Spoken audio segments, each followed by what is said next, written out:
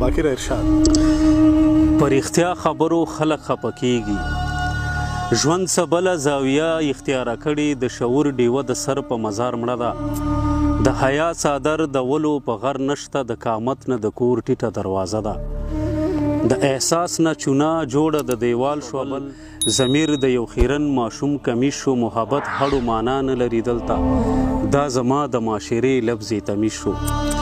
د وطن په علم و فهم تجارت وشو تقدس د پښتو لغړ بدن که د هوس او د شهوت په عطر لامبي د تیزابو بخوري وچ شمن که له سرونه شملې د عزت تاو کړې د پښتو په نوم برباد خلک آباد شو دنیادارو ترې نخپې ویستې لاړل غریبان همداسې پاتې په هیواد شو او دغه خلک په پولیسرات څنګه تیریږي په رښتیا خبرو خلک خفه کېږي. په رښتیا خبرو خلک خفه کېږي. عقیده په عقیدو کې ورکه شوې چې څېره مو په شیشو کې ورکه شوې د کافر ګمان جایز په مسلمان شو دینداري په پیسو کې ورکه شوې پیغمبر هر یو سړی په خوب کې ګوري انسانان د فرښتو مرتبې غواړي چې د دین او د مسلک نه خبر نه دي هغه خلک اوس طواف د کعبې غواړي. کام فروشو خپله ژبه بې ابرو کړه د ویاړلي تاریخ کام په ورکېدو دی د قبرونو خاموشیو ته یې غوږ شئ ابدالي او خوشحال خان په ژړېدو دی. خلکو کاړي په خپل نس پورې تړلي د غربت د لاسه تنګ په زندګۍ دي جنازې په اوږو وړي د ارمانونو په ملاګانو رامات شوي په ځوانۍ دي د انصاف ژبۍ لوېدلې د یریږي په رښتیا خبرو خلک خفه کېږي. په رښتیا خبرو خلک خفه کېږي. غم زما او ستا د هیچا سره نشته د مفاد و جنګ روان په اقتدار دی که دې ولیدو یزید ته به دعا وکړي مسلط چې اوس په موږ کوم واکدار دی. په رښتیا خبرو خلک خفه کېږي. غم زما او ستا د هیچا سره نشته د مفاد و جنگ روان په اقتدار دی که دې ولیدو یزید ته به دعا وکړي مسلط چې اوس په موږ کوم واکدار دی. د یو نوي حقیقت نه مو خبر کم وطن مړ دی خو اعلان خلک نه کړي د پښتون په تاریخ شوی تشدد دی ویني ویني دی درمان خلک نه کړي د پښتون په تاریخ شوی تشدد دی ویني ویني دی درمان خلک نه کړي د دوزخ په اور په دې دنیا کې سوځو د لمبو جامې مو واغوستې روان یو په بړو پرېوتی ګرد راته وړه ښکاري د یو وخت د رزق دومره په ارمان یو.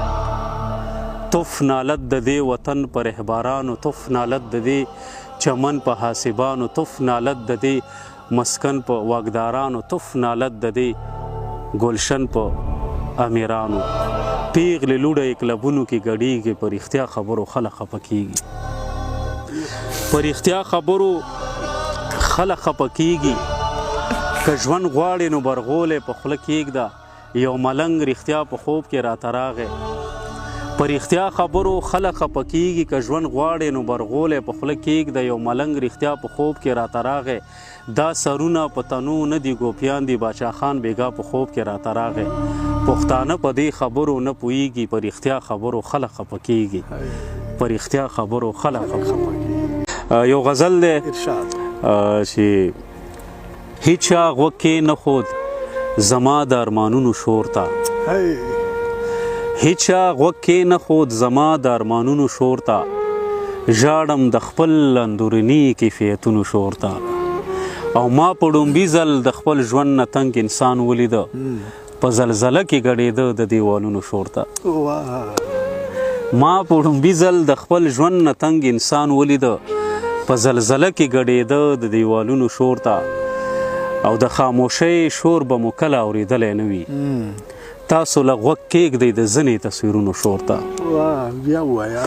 د خاموشۍ شور به مو کله اورېدلی نه وي تاسو له غوږ کېږدئ د ځینې تصویرونو شور ته او دا شعر پکې دی چې زه د زندان نه هره شپه بالاخانه جوړوم زه د زندان نه هره شپه بالاخانه جوړوم یو خوندوره تړ کوم د زنځیرونو شور ته او د ژوند په لاره کې ویده اژدها ویښه نه شي څه تدبیر ونیسو د خپلو قدمونو شور ته د ژوند په لاره کې ویده اژدها ویښه نه شي څه تدبیر ونیسو د خپلو قدمونو شور ته دا یو نوی غزل نو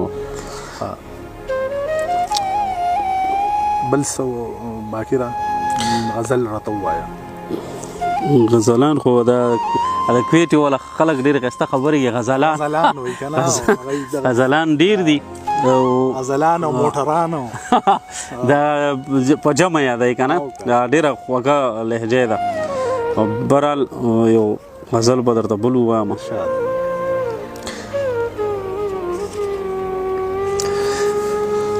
ایزه چې زو یو چاته مې ویلي دي، ما وروسته کښتۍ ټولې سیزلي دي، او زه د دې برداشت هم ګوره نه لرم، تا خپل ځان ته ولې ورکتلی دي. زه د دې برداشت هم ګوره نه لرم، تا خپل ځان ته ولې ورکتلی دي، او ګوتې مې د لسو نه یوله شوې، دومره مې وعدې د چا شمارلي دي. رزق مې بچو ته پیدا کړی دی، خیر که ما پردي لوښي وینځلي دي. رزق می بچو ته پیدا کړی دی، او خیر که ما پردي لوښي وینځلي دي. خلک وایي بوی درنه دا تروزي، ستا لیاړې مې ځان پورې مږلي دي. خلک وایي بوی درنه دا تروزي، ستا لیاړې مې ځان پورې مږلي دي. او دې کې یو شعر پکې درمان صاحب داسې دی چې تږی به په ټول عمر کې نه شمه، تږی به په ټول عمر کې نه شمه، ستا د بېلتانه زهر مې څکلي دي.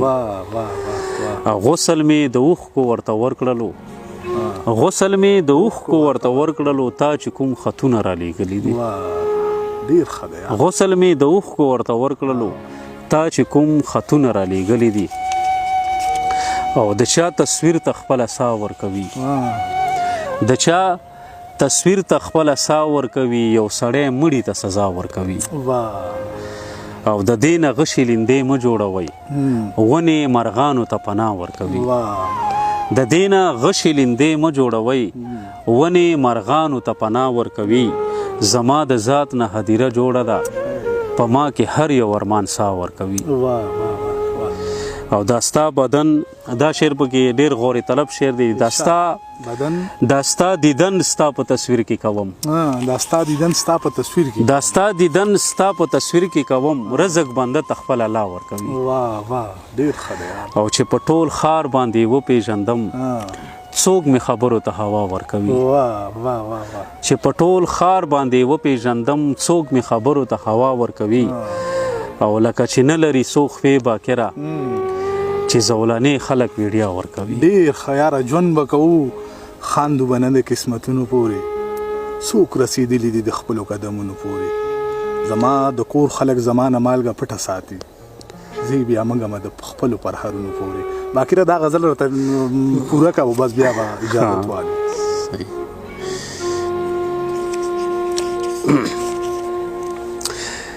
غزل دی درمان صاحب چې زما کفن نه د خپل وطن جنډه جوړه کړه، زما کفن نه د خپل وطن جنډه جوړه کړه، زما قاتل ما ته د ځان نه فریخته جوړه کړه.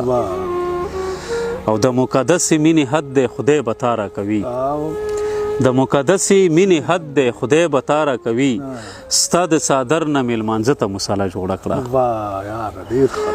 او هر څه قیمت وو خو سر د پښتون ډېر ارزانو، هر څه قیمت وو خو سر د پښتون ډېر ارزانو. ما چې د دې ښار په بازار کې نرخنامه جوړه کړه.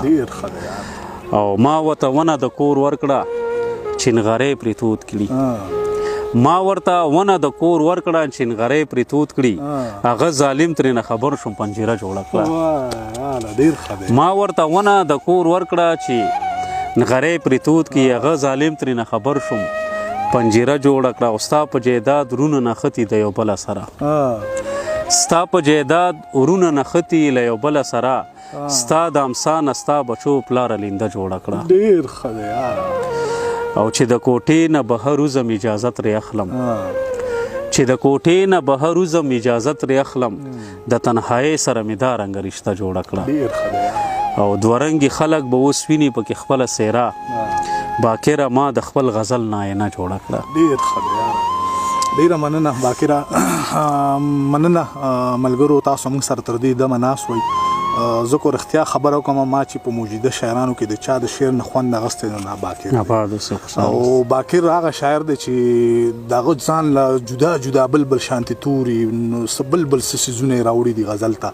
نو ډیره مننه تاسو موږ سره اوسئ د بل پروګرام پورې اجازه غواړو الله پامان